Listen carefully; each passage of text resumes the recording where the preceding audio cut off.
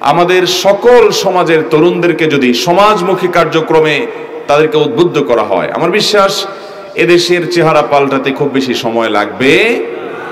আমরা আমাদের আস-সুন্নাহ ফাউন্ডেশনের তরফ থেকে গত কয়েক মাস আগে যে বৃহত্তর সিলেট সহ দেশের বিভিন্ন অঞ্চল যেখানে প্লাবিত হয়েছিল, মানুষ বন্যায় কষ্টে ছিল, তখন আমরা আমাদের সাধ্য অনুযায়ী অসহায় বন্যার্তদের পাশে দাঁড়াবার যে উদ্যোগ নিয়েছি, আলহামদুলিল্লাহ দেশের সর্বস্তরের তরুণ সমাজ, যুবকরা তারা আমাদের সাথে একাত্মতা পোষণ করে কাঁধে কাঁধ মিলিয়ে রাত দিন পরিশ্রম করে তারা আলহামদুলিল্লাহ এই কাজকে চমৎকার জায়গায় নিয়ে গেছেন। আমার বিশ্বাস তরুণদেরকে আমরা এভাবে গাইডলাইন করে পথ নির্দেশ করে তাদেরকে দিয়ে এ দেশের সকল দুঃখ দুর্দশা দূর করার পথের সবচেয়ে অগ্রপথিক হিসাবে বানিয়ে তোলা, গড়ে তোলা সম্ভব ইনশাআল্লাহ।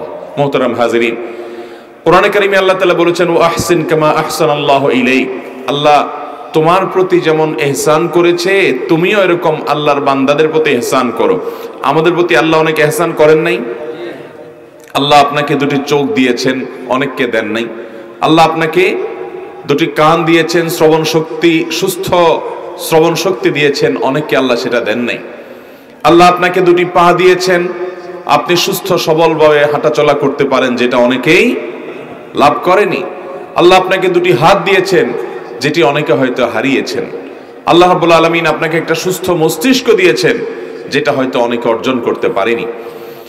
এই অঙ্গ প্রত্যঙ্গগুলো আল্লাহর এই নেয়ামত, এটা যদি আপনি আমি না পেতাম, লক্ষ লক্ষ কোটি কোটি টাকা এমনকি নিজের সকল সম্পদ ব্যয় করে হলেও নিজের সেই রোগ, নিজের সেই অসুস্থতার ট্রিটমেন্ট এবং চিকিৎসার জন্য আমরা ব্যয় করতাম, তারপরও সুস্থ হওয়ার চেষ্টা করতাম, তাহলে কত লক্ষ লক্ষ কোটি কোটি এবং অগণিত অগণিত টাকার মূল্যমান দিয়ে কোনোভাবে বের করা যাবে না। এরকম আল্লাহর নেয়ামত দিয়ে আমাদেরকে আল্লাহ তাআলা পরিপূর্ণ করে রেখেছেন, ঠিক কিনা বলেন?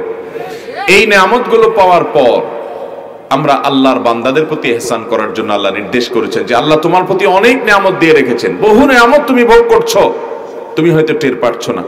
আল্লাহর নেয়ামতগুলোকে লিখে তুমি শেষ করতে পারবা না। এত নেয়ামত যেহেতু আল্লাহর তরফ থেকে পেয়েছো, অতএব তুমি আল্লাহর বান্দা যারা আছেন, অন্যান্য মানুষ যারা আছেন, তাদের প্রতি তুমি ইহসান করো।